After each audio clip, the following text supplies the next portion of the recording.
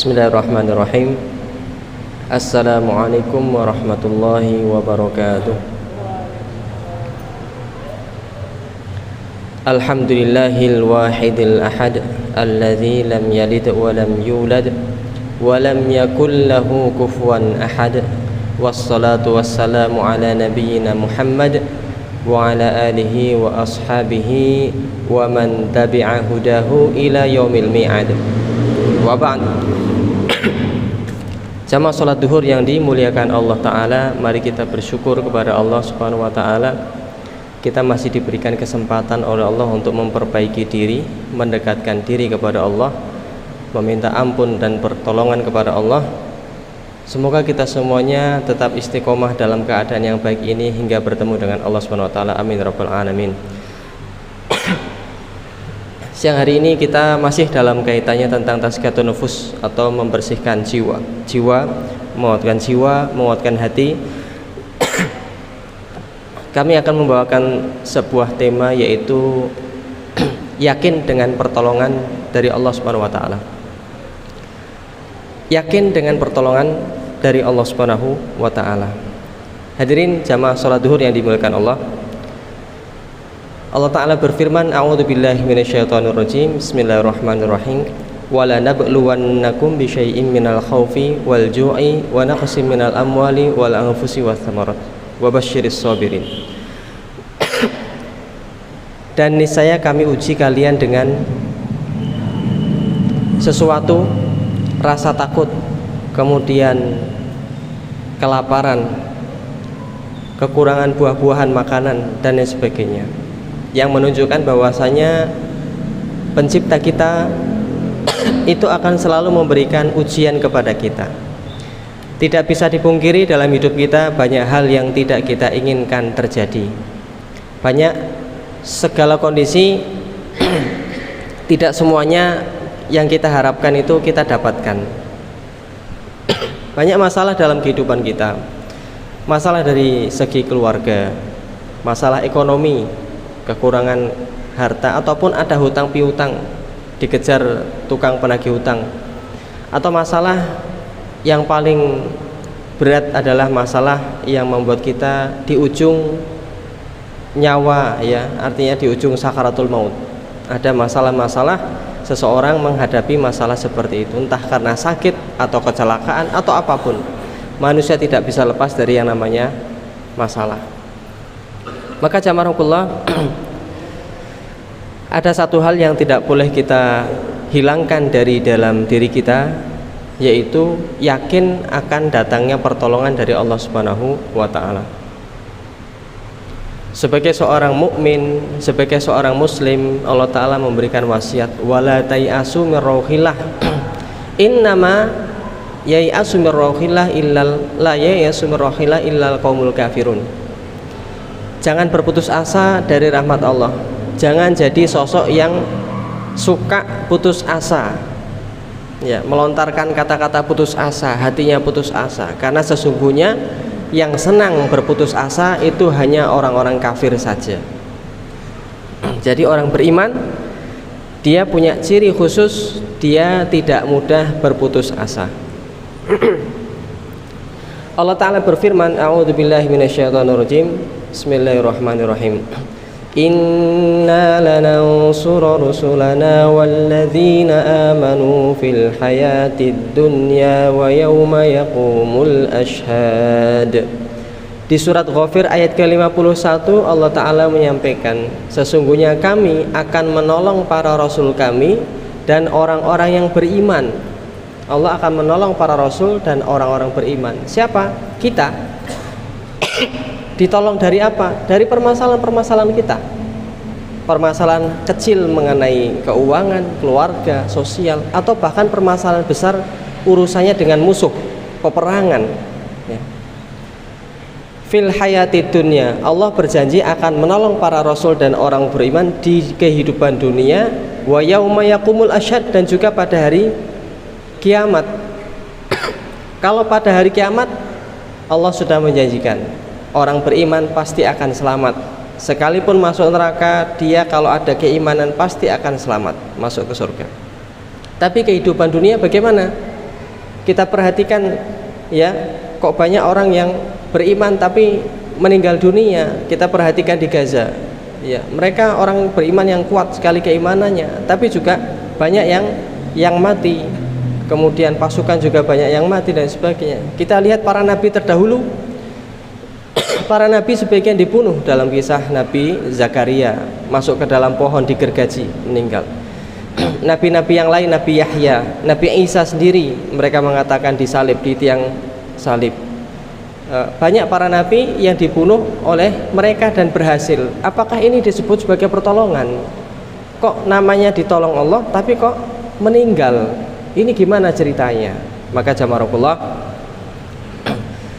di dalam tafsir Ibnu Katsir ataupun tafsir As-Sa'di dijelaskan bahwasanya pertolongan Allah itu ada dua jenis ya.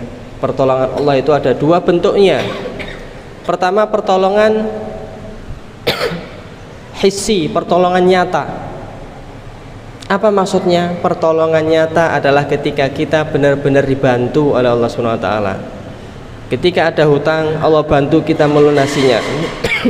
Ketika ada yang masalah keluarga, Allah selesaikan masalah keluarganya. Ketika ada kebutuhan kita tidak punya, Allah berikan segala sesuatunya. Ini bentuk ketika melawan musuh kita dimenangkan. Ini bentuk kemenangan nyata ya, kemenangan hissi. Akan tetapi ada kemenangan kedua yang disebutkan oleh para ulama adalah kemenangan maknawi. Apa itu kemenangan maknawi? Kemenangan yang hanya bisa dipikirkan ya oleh orang beriman. Maksudnya apa? Kemenangan maknawi bisa jadi ketika dia meninggal atau wafat, dia diselamatkan dari Allah, diselamatkan oleh Allah dari fitnah dunia. Namanya orang soleh itu, kita sendiri mau menjaga diri untuk tetap taat itu sulit, bukan main. Mau taat kepada Allah itu susahnya luar biasa, butuh perjuangan.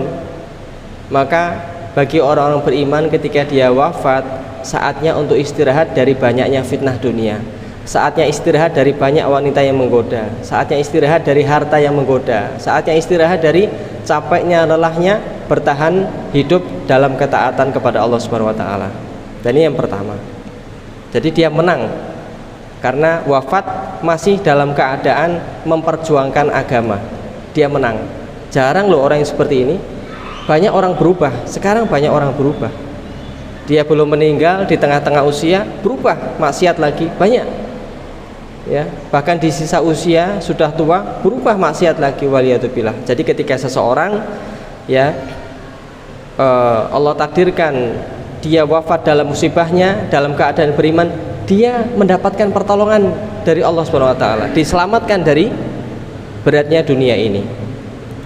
Yang kedua adalah akan ada orang yang akan melanjutkan perjuangannya.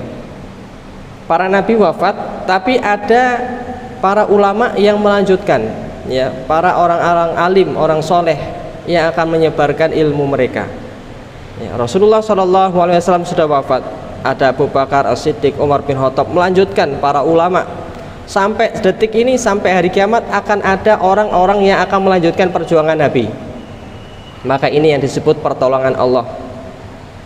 Istilahnya di dalam kehidupan kita bernegara, ya, ada istilah yang sering kita dengarkan, mati satu tumbuh seribu. Maka ketika seseorang mukmin wafat memperjuangkan agamanya, akan ada orang yang melanjutkan ide-idenya. Misalkan kita mungkin punya niat membangun masjid ini lebih baik lagi, saya punya cita-cita membangun ini lebih baik lagi, menghidupkannya, memakmurkannya, tapi kemudian kita tidak ditakdirkan oleh Allah SWT menemui kemenangan itu, akan ada orang berikutnya yang melanjutkan dan meneruskan. Saudara-saudara kita di Gaza, pemimpin-pemimpin mereka wafat, syahid, tidak 1, 2, 3, 4, 5, 10, tapi selalu ada benih baru, bibit baru yang meneruskan perjuangan mereka. Inilah kemenangan jamaah, kemenangan seperti ini. Sekalipun mereka mencoba banyak cara, kemenangan tidak akan pernah hilang, karena Allah sudah menjanjikan ya kemenangan bagi kita. Nah, lalu bagaimana ini bentuk kemenangan ya? Lalu bagaimana ya cara kita meminta kemenangan tersebut, cara kita meminta pertolongan seperti apa. Maka Allah Ta'ala menyampaikan sendiri di dalam ayatnya, wasta'inu bis-sabri was-shalah, wasta'inu bis-sabri was-shalah. Kalau seandainya kalian minta tolonglah dengan dua hal, bis-sabri dengan sabar dan juga sholat. Yang pertama dengan kesabaran. Kita menghadapi segala sesuatu harus dengan kesabaran. Seandainya tidak ada kesabaran, detik itu juga Allah meninggalkan kita. Kalau kita nggak sabar, sedetik itu juga Allah meninggalkan kita. Selama kita sabar, Allah akan bersama kita. Innallaha ma'as-shabirin. Sesungguhnya Allah bersama orang-orang yang sabar. Bersama itu ada dua makna. Allah bersama orang-orang umum. Wallahu ma'akum ainama kuntum. Allah bersama kalian dimanapun, artinya Allah mengawasi. Tapi secara khusus Allah bersama orang-orang yang sabar, artinya Allah menolong orang-orang yang sabar. Lalu ciri-ciri sabar apa jamaah rahimakumullah? Ciri-ciri sabar itu yang paling utama dan paling bisa kita perhatikan adalah seperti sabda Nabi, innamas sabru indas sadafatil ula. Innamas sabru indas sadafatil ula. Sesungguhnya sabar dilihat dari pertama kali kena musibah. Kita tahu kita sabar atau tidak dilihat dari pertama kali kena musibah, mendengar musibah. Apa yang kita ucapkan? Apakah ucapan innalillah, ataukah sikap tunduk kepada Allah, atau ucapan-ucapan yang keluar luar biasa, cacian makian? Ada hewan-hewan yang keluar, atau mengatakan, ya Allah kenapa kamu takdirkan kepada saya seperti ini, atau dia memukul-mukul tembok, merobek-robek baju, membanting barang-barang apapun yang di sekitarnya. Maka kesabaran ditentukan ketika kita mendengarkan atau mengetahui musibah pertama kali. Ketika seseorang mendengarkan vonis dokter, Pak, Anda divonis misalkan sakit jantung, Anda divonis sakit stroke, maka apapun yang keluar dari lisan kita, itulah apakah sabar atau tidak bisa dinilai dari pertama kali ketika kita mendengarkan musibah tersebut. Jadi jamaah, yang pertama adalah kita menjaga kesabaran. Kalau kita menjaga kesabaran, pasti Allah akan turunkan pertolongannya. Yang kedua, sholat. Kalau kita memang benar-benar minta tolong kepada Allah, jangan tinggalkan sholat. Utamanya sholat 5 waktu, ditambah sholat yang lainnya. Orang minta pertolongan, tambah sholat malamnya. Kita minta pertolongan, tambah sholat sunnahnya yang lainnya, sholat duha. Intinya perbanyak sholat kepada Allah Subhanahu Wa Taala. Jadi kita benar-benar minta tolong itu ditunjukkan dengan dua hal, sabar, lalu banyak-banyak mendirikan sholat. Kalau belum banyak sholatnya, artinya pertolongan kita itu minta pertolongannya belum serius. Ya. Nah, dua hal ini, wasta'inu bis sabri was-shalah. Lalu terakhir jamaah, kapan pertolongan Allah itu datang? Ini terakhir yang menentukan. Kita menunggu-nunggu, ya Allah kapan saya berangkat umroh, ya Allah kapan saya disembuhkan, kapan saya bisa melunasi, kapan saya bisa punya rumah sendiri, kapan ini dan itu. Maka keyakinan yang harus jangan sampai hilang dari dalam diri kita, innallaha la yukhliful mi'ad. Sesungguhnya Allah tidak akan pernah mengingkari janjinya. Apa janji Allah Ta'ala?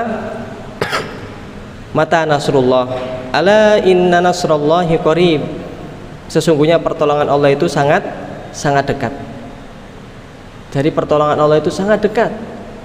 Ya, yakin pasti datang sebentar lagi. Ya. Kita terasa lama, kita bagi Allah itu sangat cepat. Jadi hitung-hitungan kita jangan hitung-hitungan dengan Allah Ta'ala. Kita hidup di dunia baru berapa tahun? Dunia ini sudah berjalan sudah jutaan tahun. Jadi jamaah, ya jangan sampai kita merasa kok pertolongan lama sekali datangnya, nggak ada bantuan, nggak ada ini. Tenang, hidup itu tenang, pasti Allah bantu, pasti Allah tolong. Cuman kita harus sabar, ya harus bersabar.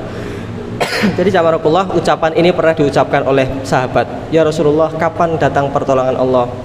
Maka Nabi juga mengucapkan nasihat, ya dulu ada kaum yang lebih berat siksaannya daripada kita, maka hendaklah engkau bersabar ya. Jadi jamaah rahmatullah, kesimpulan tausiah pada siang hari ini adalah mari kita kuatkan keyakinan kita kepada Allah bahwasanya Allah akan menolong kita, Allah akan membantu kita menyelesaikan semua permasalahan kita.